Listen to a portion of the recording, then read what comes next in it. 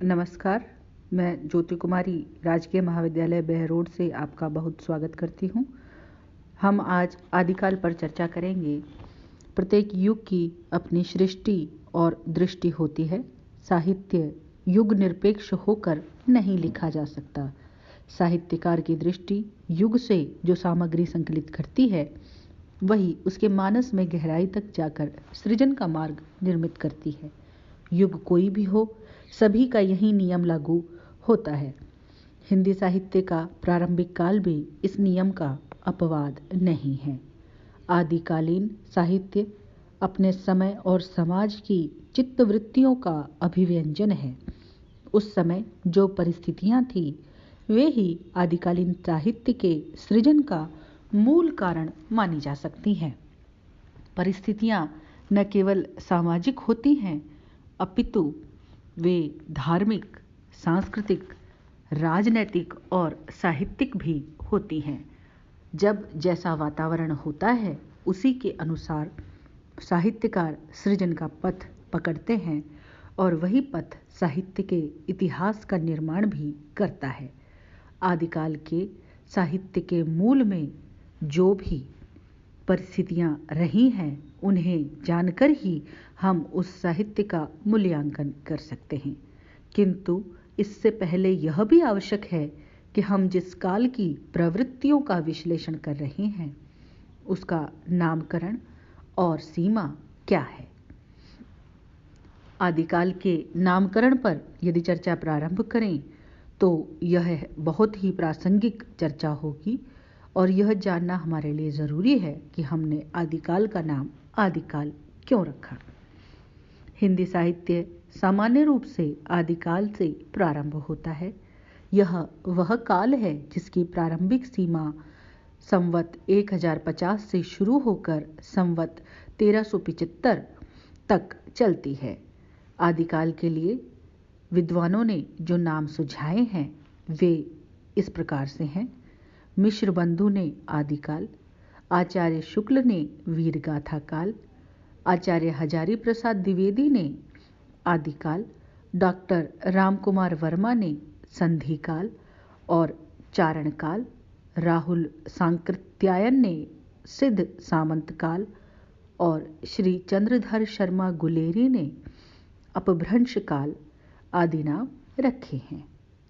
हिंदी साहित्य के इतिहास लेखन की परंपरा का सूत्रपात भले ही गारसा दत्तासी, शिव सिंह सरोज व ग्रियर्सन ने कर दिया हो, किंतु उनका व्यवस्थित लेखन मिश्र बंधुओं के इतिहास से प्रारंभ होता है। उन्होंने हिंदी साहित्य के आरंभिक काल को आदिकाल के नाम से पुकारा है, किंतु इस नामकरण का कोई ठोस व प्रामाणिक आधार नहीं बताया है। कुछ ठोस आधार लेकर आचार्य शुक्ल ने इस काल का नामकरण वीरगाथा काल किया है। उनका कथन है कि आदिकाल की इस दीर्घ परंपरा के बीच प्रथम 150 वर्षों के भीतर तो साहित्य की किसी विशेष प्रवृत्ति का निश्चय नहीं होता है।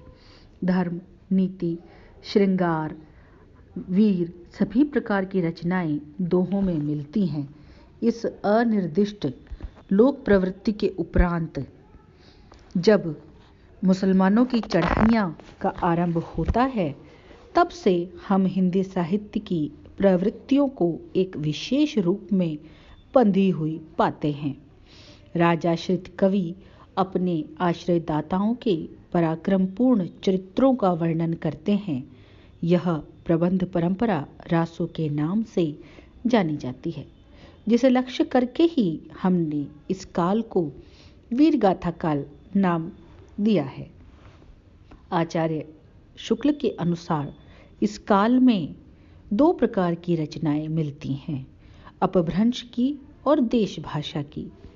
अपभ्रंश की रचनाओं में तो जैनों के धर्म तत्व निरूपण संबंधी हैं, जो साहित्य की कोटि में नहीं आती हैं।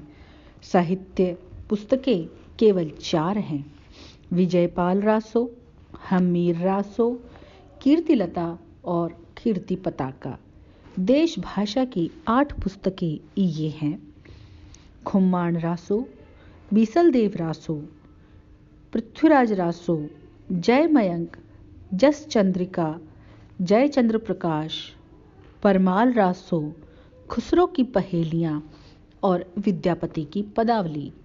इन्हीं 12 पुस्तकों को प्रामाणिक और आधार मानकर इस कालखंड को वीर गाथा काल का नाम दिया गया है। उन्होंने यह भी कहा है कि इसमें खुसरो की पहेलियां, बीसलदेव रासो और विद्यापति की पदावली को छोड़कर सभी वीर गाथात्मक हैं। अतः वीर गाथा काल का नाम उचित है। विजयपति की जिन रचनाओं को आचार्य शुक्ल ने विवेच्य नहीं ठहराया है, उसके पीछे 3 कारण दिए हैं।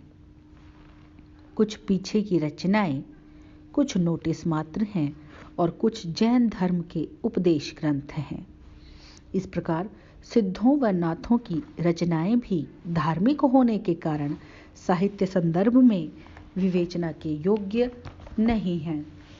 इससे भी आगे बढ़ें तो आचार्य शुक्ल के इस नामकरण की समीक्षा करते हैं तो यह स्पष्ट होता है कि उन्होंने जनता की चित्तवृत्तियों के साथ कवि की मनोवृत्तियों के परिवर्तन को आधार बनाकर वीर गाथा काल नाम दिया है। इस नाम की अनुपयुक्तता का रहस्य इसे उचित ठहराने वाले कारणों में ही निहित है। सभी रासो ग्रंथ वीर गाथात्मक नहीं है। उनमें भक्ति और श्रृंगार की भी प्रधानता है। बीसलदेव रासो श्रृंगार प्रधान प्रेम काव्य है, अतः यह नाम व्यर्थ है। दूसरा, धार्मिक रचनाओं में साहित्यिकता भी भरपूर है। तीसरा, 12 ग्रंथों की प्रामाणिकता भी पुष्ट नहीं होती है। चौथा, जिन आधारों पर इस काल को वीर गाथा काल नाम दिया गया है, उससे काल की परिधि बहुत संकुचित हो जाती है। पांचवा, आचार्य शुक्ल द्वारा विवेच्य खुम्माण रासो, बीसलदेव रासो, हमीर रासो और विजयपाल रासो ग्रंथ अप्रामाणिक तो हैं ही, साथ ही साथ परवर्ती काल की भी रचनाएं हैं। अतः इनके आधार पर इस काल का नामकरण अनौचित्यपूर्ण है। जय मयंक, जस चंद्रिका और जय चंद्र प्रकाश दोनों ही नोटिस मात्र हैं, आज तक अनुपलब्ध हैं। स्वयं पृथ्वीराज रासो अर्ध ऐतिहासिक रचना है और स्वयं शुक्ल जी ने उसे अप्रामाणिक माना है। परमाल रासो की भी प्रामाणिकता संदिग्ध है। खुसरो की पहेलियों में तो वीरगाथात्मक प्रवृत्ति है ही नहीं। रहे विद्यापति, उनका समय संवत 1465 के आसपास माना गया है, जो भक्ति काल में पड़ता है। अतः उन्हें इस काल का कैसे माना जा सकता है? इस विवेचना के आधार पर कहा जा सकता है कि आचार्य शुक्ल ने जिन 12 ग्रंथों को आदिकाल के लक्षण, निरूपण और नामकरण के लिए चुना है, उनमें अधिकांश ग्रंथ संदिग्ध, अप्रामाणिक और नोटिस मात्र हैं। अपभ्रंश की भी अनेक साहित्यिक रचनाएं प्राप्त हुई हैं।